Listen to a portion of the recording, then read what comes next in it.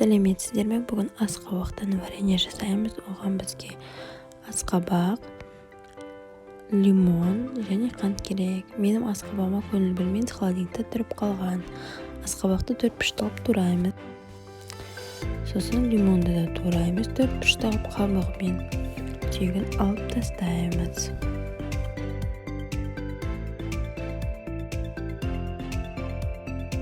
Эмалированный ыдысқа бір асқабақ саламыз.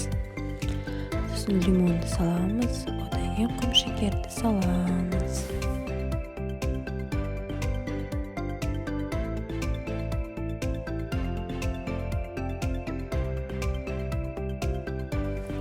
Жақсылап тұрып араластырамыз.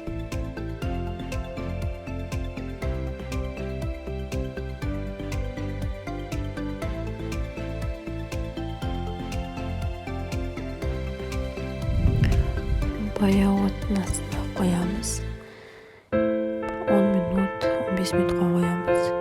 Әбден қанты ерген соң